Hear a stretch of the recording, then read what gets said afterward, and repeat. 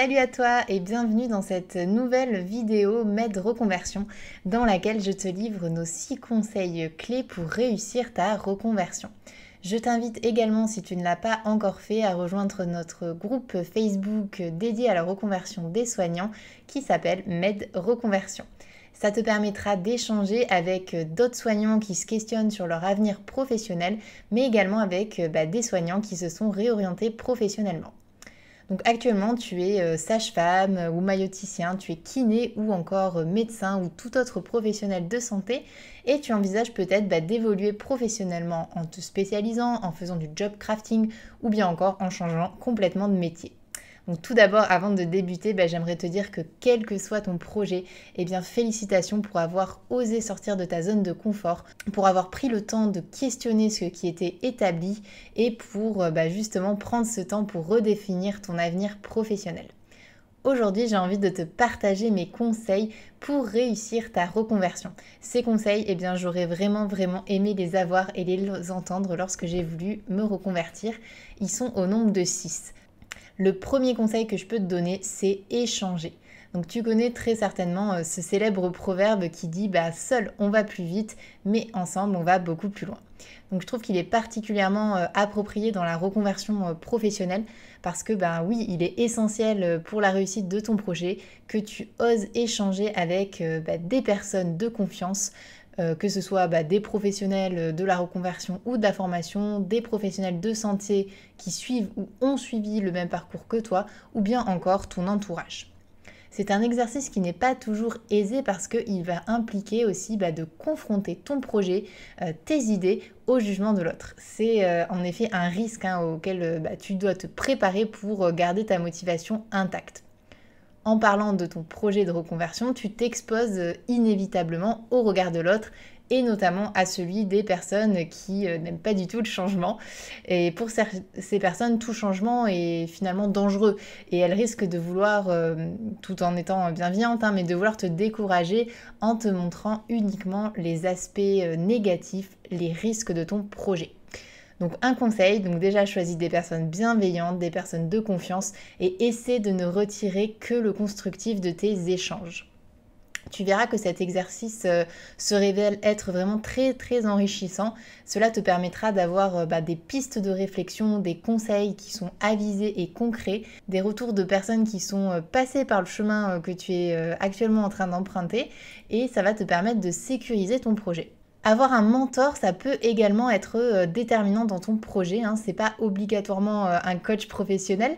Ça peut être une personne qui évolue dans le secteur vers lequel tu t'orientes ou bien qui a vécu en fait une reconversion professionnelle et qui va de façon bienveillante et objective te motiver dans ta reconversion.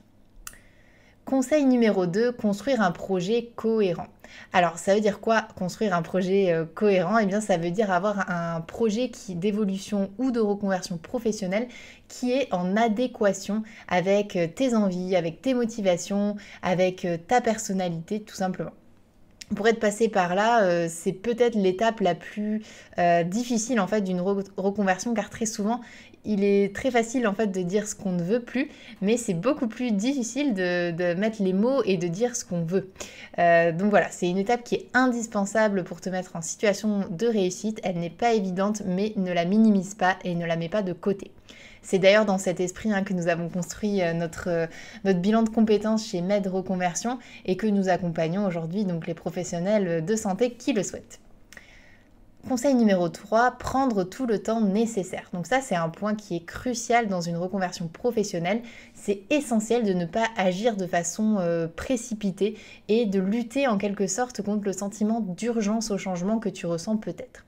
Ce sentiment, c'est à la fois un moteur du changement, c'est sûr, mais attention parce qu'il pourrait en fait t'amener vers un projet de reconversion qui ne te correspondra pas sur le long terme. Tu te dis peut-être actuellement que tout sera mieux que sage-femme, que tout sera mieux que médecin, que tout sera mieux que kiné ou autre profession, mais je te conseille vraiment de prendre le temps de mener une réflexion construite.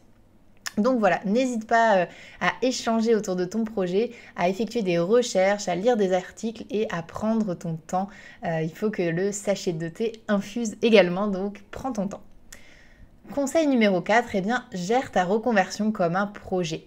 c'est peut-être la clé, je dirais, de réussite d'une reconversion. Construire ta reconversion comme un projet avec des objectifs qui vont être concrets, qui vont être atteignables, qui vont être découpés en étapes en fait, qui sont aussi délimitées dans le temps. Ça permet de te mettre justement en situation de réussite. Cette méthodologie de voir sa reconversion comme un projet, ça te permettra de t'assurer que la reconversion que tu envisages, elle est viable. Et c'est d'ailleurs celle que nous adoptons dans le bilan de compétences que nous proposons chez Med Reconversion. Conseil numéro 5, c'est celui de mesurer pleinement l'impact de ta reconversion. Donc tu n'évolues pas tout seul dans ton écosystème, tu n'es pas un électron libre et ta reconversion va avoir des répercussions, donc à la fois sur toi, ça c'est sûr, mais également sur ton entourage et sur ta famille. Et il est important que tu anticipes tous ces éléments, tous ces paramètres et les impacts que ta reconversion va avoir sur les différents aspects et les différentes sphères de ta vie.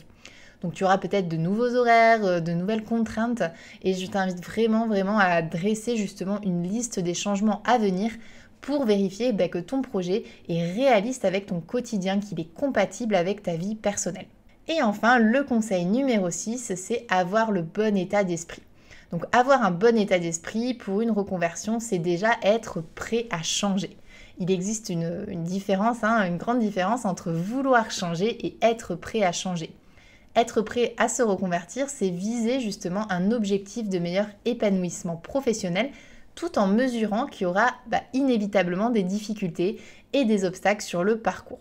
Il faut donc se sentir prêt en quelque sorte à relever les challenges et les défis qui se présenteront à toi sur ton chemin de reconversion.